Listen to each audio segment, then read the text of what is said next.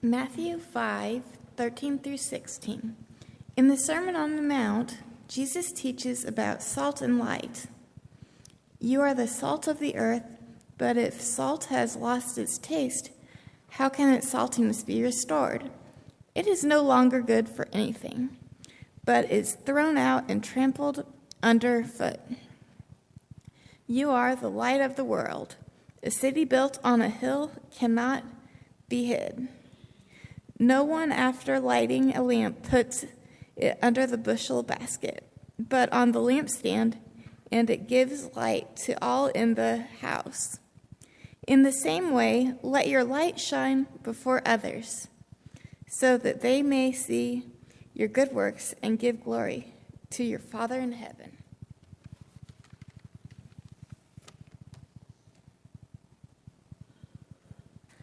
Well, you're probably wondering about this title, Old Salts and Lightkeepers. They're both people, terms from naval services where much of their history and traditions are passed from generation to generation by tellers of sea stories, sometimes called old salts. They are sailors who have been at sea for many years, whom we often picture as bearded, with weather-worn skin, always wearing a sailor's hat. And we imagine their language to be as salty as the waters in which they have sailed. Perhaps that is not exactly what Jesus meant by salt of the earth, but it may be closer than we think. To us in the modern world, the phrase salt of the earth might not have the meaning that it did in Jesus' day. In the ancient world, salt was a valuable resource. In early Jewish custom, that would have been familiar to Matthew's audience. Salt was used to season incense and offerings to God, and it could become ritually unclean. Sometimes it would need to be thrown out. In ancient Rome, baptismal rites included placing salt on the baby's tongue. I'm glad we don't try that. Many Roman soldiers received their pay in salt, which may be where we got the phrase, not worth his salt.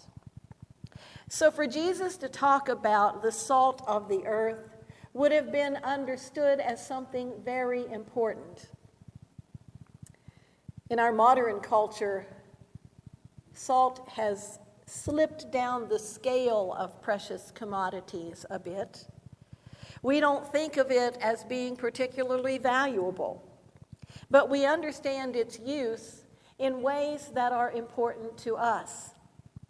We use it to flavor, to cleanse, to heal, to preserve. In his Matthew commentary, Douglas Hare says this phrase is probably based on a Palestinian proverb concerning the uselessness of impure salt, from which the sodium chloride has been leached. He says in modern application, it might refer to any church that adapts itself so completely to the secular world that its distinctive calling is forgotten, thus rendering itself useless. When Jesus called the disciples to be the salt of the earth, he meant for them to do more than merely adding a touch of zest in a bland world. He knew that they would encounter hostility and indifference to their ministry because he had experienced that in his own. So he was calling them to a task that he knew would be difficult. A ministry of reconciliation, cleansing wounds and healing brokenness.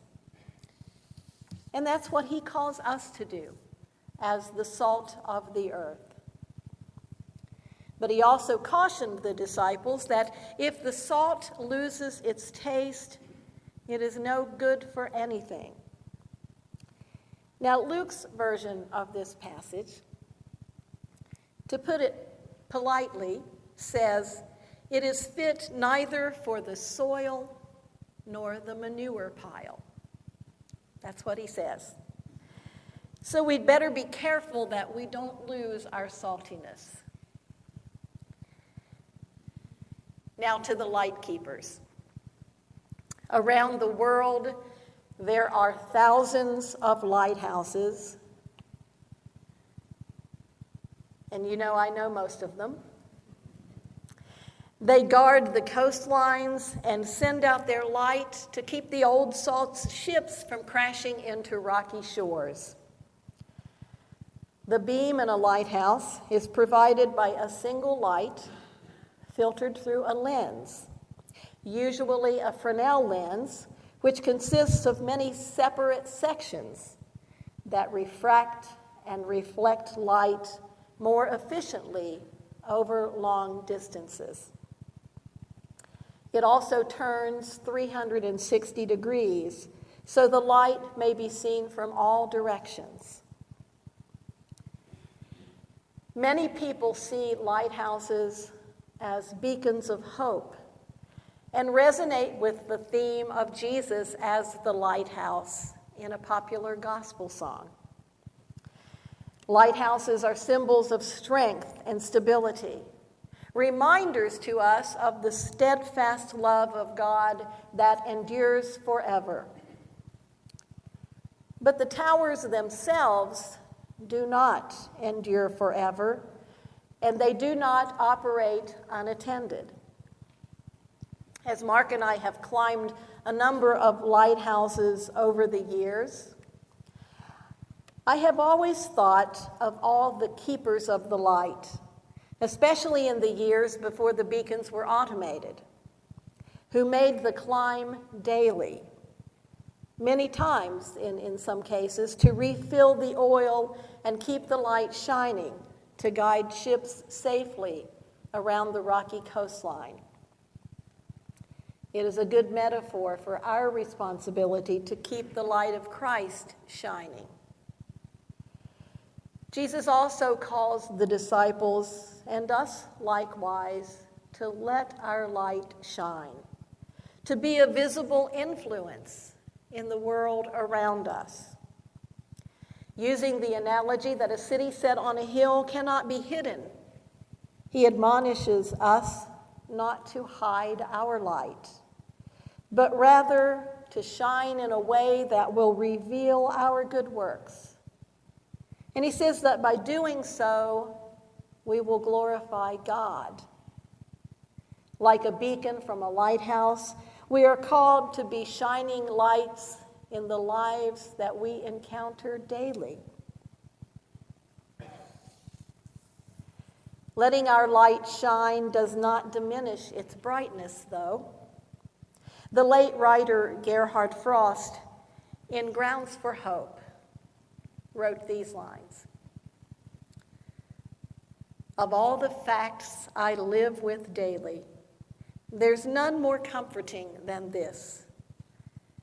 If I have two rooms, one dark, the other light, and I open the door between them, the dark room becomes lighter, without the light one becoming darker."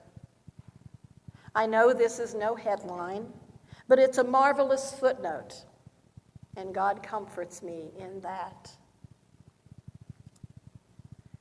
The church is to be a lighthouse in the community, shining out the light of God's love as a corporate body and as individuals. A harbor where the light of Christ can always be found. But our light will not shine on its own power. We must first allow God's light to shine into us and allow our hearts to become a prism to break that light down and reflect it back out for all to see. I want you to take a moment to look at these beautiful stained glass windows. The ones up in the chapel are even more stunning. While they are wonderful works of art and certainly exhibit the talents of their creator, their real beauty doesn't come out until the light shines through them. If we were to cover up one side of them, we couldn't see them as they were intended to be. And that's the way it is with us. Unless we let God's light shine completely through us, we are not as we were intended to be. If there is something in our lives that blocks the light, we are ineffective reflectors. So what does it mean for us to be salt and light? This passage in Matthew comes at the end of the Beatitudes, a series of blessed are sayings that you just heard the choir sing. The collective you ties into the last of those Beatitudes. Blessed are you when people revile you and persecute you and utter all kinds of evil against you falsely on my account. You are the salt of the earth. You are the light of the world.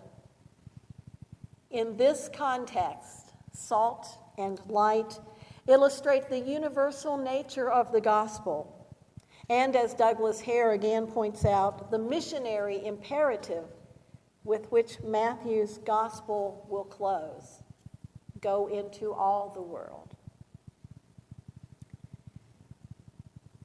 In our world today that is in such turmoil, perhaps the need for salt and light is more critical than ever.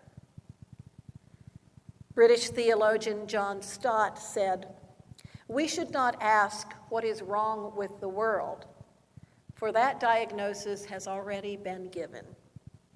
Rather, we should ask, what has happened to the salt and light?" In these troubled times, the church is called to be salt and light, to stand with those who are reviled, persecuted, and excluded. Now, it is not the place of the church or its representatives to preach partisan politics or to endorse or oppose any political candidate or elected official. But we as individuals and as a church must continue to work to eradicate poverty, homelessness, systemic racism, and economic injustice, and open our arms and our doors to welcome all of God's children. The writer of 1 John reminds us that God is light, and in him is no darkness at all. In the ancient world, it was assumed that God was not only the source of light, but light itself. So in saying, "You are the light of the world," Jesus is saying, in effect, that you are God, or God's representatives to the whole world. The church, then, is the window, perhaps the stained glass window, through which God's light shines. A city on a hill, a lamp shining in full view, like the bright beam shining in all directions from those lighthouses. May God's light shine through us, church. Let us be like the old salts who braved the elements and passed on the stories that were important to their tradition by continuing to tell our story and hold fast to our traditions. For they are not only the windows to our past, they are our hope for the future. And like those lightkeepers who kept the light burning, let us ensure that the light of God's love keeps shining in the darkness. Amen.